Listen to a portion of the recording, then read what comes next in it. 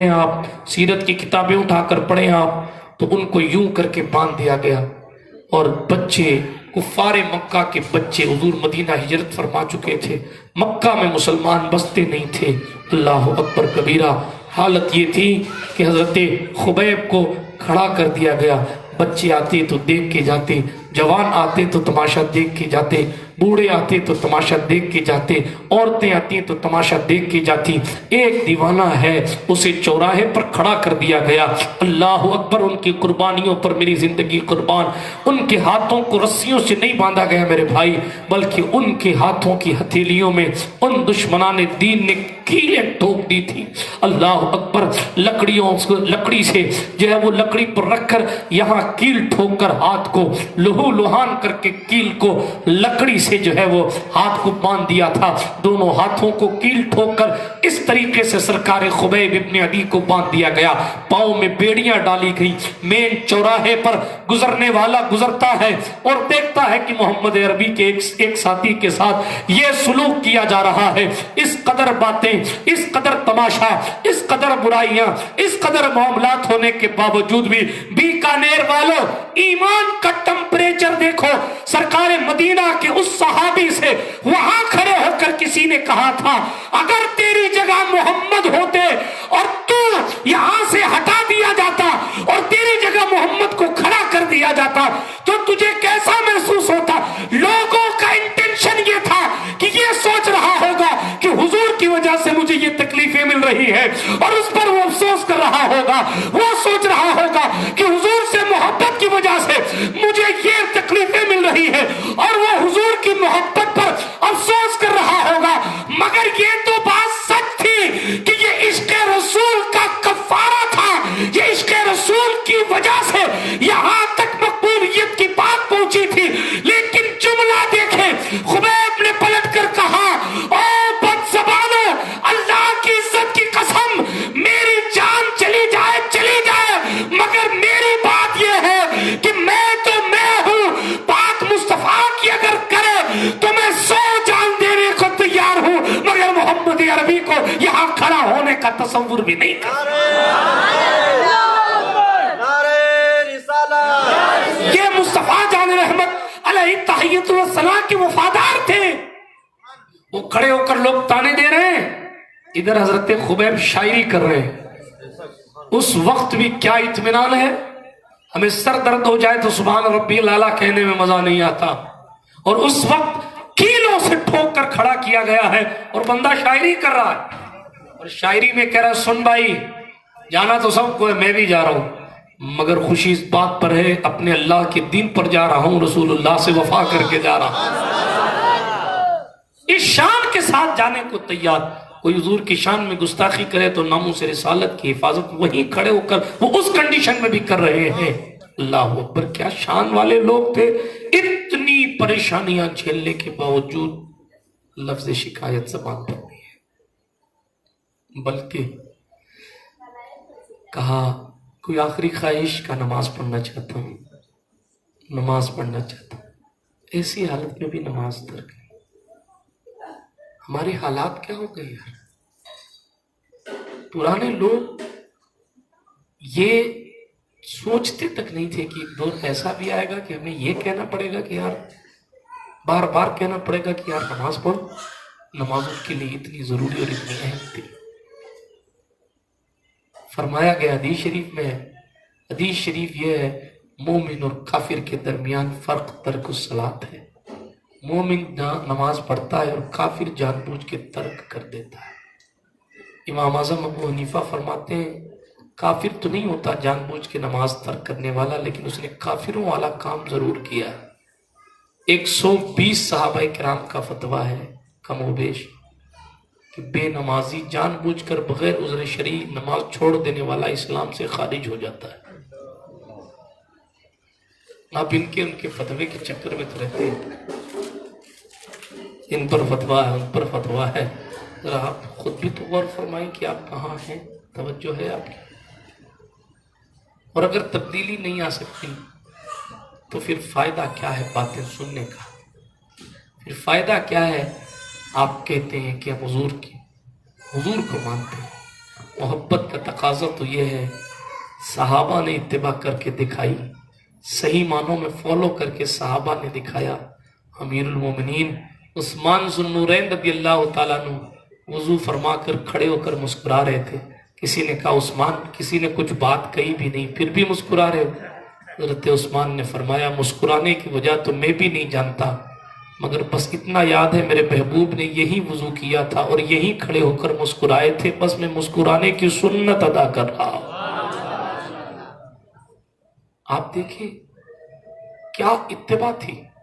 جو مسکرا گئے حضور اگر کہیں کھڑے ہو کے تو وہ اس سنت کو بھی قضا نہیں کرتے تھے۔ ہم فرض کو آسانی سے چھوڑ دے رہے ہیں۔ آگے بڑھیں تیزی کے ساتھ، موضوع میں نے کچھ اور لیا تھا لیکن بات کہیں اور چل پڑی، لیکن سنیں تیزی کے ساتھ، یہ قصہ پورا کروں۔ خبیب میں سرکار خبیب کہا نماز پڑھنا چاہتا ہوں۔ نماز پڑھنے کے لیے، نماز پڑھی آپ نے، نماز پڑھ چکے نا، تو کہا کہ میرا جی چاہتا تھا کہ میں اور آرام سے نماز پڑھوں، اپنے رب کو اور اچھے سے یاد کروں، لیکن میں نے اپنی نماز کو اس لیے طول نہیں دیا کہ تم لوگ کہو گے کہ شاید موت کے ڈر کی وجہ سے لمبی نماز پڑھ رہا ہے، اس لیے میں نے اپنے دل پر پتھر رکھ کے نماز جلدی سے پوری کر لی۔ آخری کار یہ ہوا کہ سولی دے دی گئی حضرت خبیب کو۔ اس سے پہلے کہ سولی دی جائے وہ نعت کے اشعار، اللہ کی حمد کے اشعار سولی پہ کھڑے کھڑے پڑھ رہے تھے۔ رخ مدینہ منورہ کی جانب تھا اور کہتے تھے میرے اللہ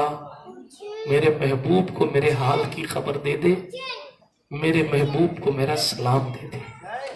اور یہی مکے میں کھڑے ہو کے کہا السلام علیکہ یا رسول اللہ۔ حضور ممبر نور پر بیٹھے تھے، مدینہ شریف میں ممبر شریف پر بیٹھے تھے، کائنات کے مختار کی مقدس کانوں میں آواز پہنچی۔ کون سے کان، وہ کون سے کان دور و نزدیک کے سننے والے وہ کان، کان لالے کرامت پہ لاکھوں سلام۔ حضور علیہ تحیت والثناء نے وہیں کہا وعلیکم السلام۔ صحابہ تعجب میں کہ حضور ممبر پر بیٹھے بیٹھے سلام کا جواب کس کو دے رہے؟ صحابہ نے پوچھ لی یا رسول اللہ سلام کا جواب کس کو؟ حضور کی آنکھیں بھر آئی ہوں گی اور فرمایا تمہارا ایک ساتھی خبیب آج مکے میں سولی دیا جا رہا ہے۔ حضور علیہ السلام کی اولاد میں اگر عبد القادر جیلانی آئے تو وہ ٹھوکروں سے مردے زندہ کر دیتے ہیں۔ چلے جو لوگ غوث پاک کی باتیں نہیں مانتے، عیسیٰ علیہ السلام کو تو مانتے ہیں۔ عیسیٰ علیہ السلام جب مردے کو زندہ کر دیتے ہیں اور وہ عیسیٰ اس امت میں آنے کی دعا کرتے ہیں، یعنی حضور کے مقتدی بننے کی دعا کرتے ہیں۔ جب مقتدی کا شرف یہ ہے کہ مقتدی مردے زندہ کر دیتا ہے تو پھر مصطفیٰ کیا کیا نہیں کر سکتے تھے، لیکن اگر سب کو زندہ کیا جاتا تو پھر اصول دنیا کہاں باقی رہتا۔ اس لیے ہر جگہ اختیار نہیں دکھاتے، کہیں صبر بھی فرمایا جاتا ہے۔ حضور کی آنکھیں بھر آئیں، صحابہ سے فرمایا تمہارا ایک بھائی ہے خبیب، مکے میں اس کو سولی دی جا رہی ہے، اس نے مجھے سلام کیا ہے، میں نے اس کو جواب دیا ہے۔ اللہ اکبر۔ بس ادھر سولی دی گئی۔ اسلام کی تاریخ میں سولی دے کر سب سے پہلے اگر کسی کو شہید کیا گیا تو وہ یہ ذات حضرت خبیب ابن عدی کی ذات، سولی پہ پھانسی چڑھا کے پھانسی لگا دی۔ اللہ کے رسول علیہ السلام نے وہیں ارشاد فرمایا تم میں کوئی شخص اگر ایسا ہو جو اپنے بھائی خبیب کی لاش لے آئے تو میں محمد عربی اس کو جنتی ہونے کی بشارت دیتا ہوں۔ دو صحابی اٹھے، مقداد بن اسود اور ایک صحابی اور تھے، وہیں سے چلے۔ کیوں جنت کی بشارت؟ پہلے تو یہ کہ مدینے سے مکہ بہت دور ہے،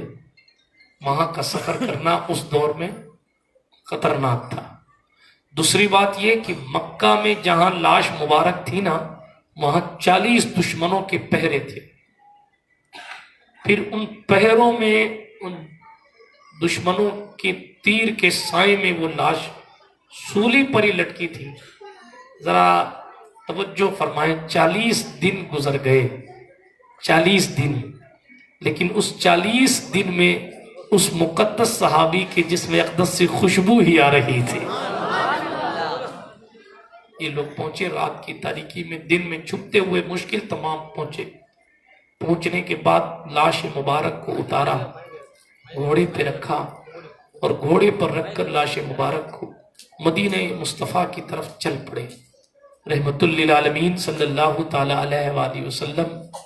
کے شہر کی طرف حضور کے صحابہ چل پڑے۔ پیچھے ظاہر بات ہے کہ فوج پیچھے لگ گئی، کافی دور تک ان کو دوڑایا، تیر اندازیاں ہوئیں، قریب تھا کہ یہ دونوں صحابی پکڑ لیے جائیں، تو انہوں نے حضرت خبیب کی لاش مبارک کو زمین پر رکھ دیا، زمین پر رکھ دیا۔ جیسے ہی زمین پر رکھا اور ادھر پلٹے جدھر دشمن آ رہے تھے، زمین پھٹی اور حضرت خبیب کا جسم اقدس زمین کے اندر چلا گیا۔ اسی لیے اس صحابی کا لقب بلیع الارض ہے، یعنی وہ صحابی جس کو زمین نے نگل لیا، ان کی قبر کا بھی پتہ نہیں۔ ٹھیک ہے، حضرت خبیب ابن عدی جب بہرحال جب دشمنوں نے پکڑا ان کو، تو کہا ہم دونوں شیر ہیں، جنگل کی طرف جا رہے ہیں شکار کرنے کے لیے، تم جو ہے وہ روک سکتے ہو تو روک لو۔ انہوں نے دیکھا جب ان کے پاس لاش نہیں ہے تو انہوں نے سوچا شاید کوئی اور لے گیا ہوگا، اس طرح کر کے ان دونوں صحابیوں کو جو لینے آئے تھے ان کو جو ہے وہ چھوڑ کر دشمنان دین چلے گئے۔ لیکن میں صرف یہ قصہ اس لیے سنا رہا تھا کہ حضور علیہ السلام کے صحابی ہونے کے باوجود اتنی کرامتوں کا اختیار۔ اچھا ایک چیز اور چھوٹ گئی، اس وقت یہ دعا کر رہے تھے، جس وقت لوگ تماشا بین تھے نا، اس وقت انہوں نے دعا کی ہاتھ اٹھا کر، اے اللہ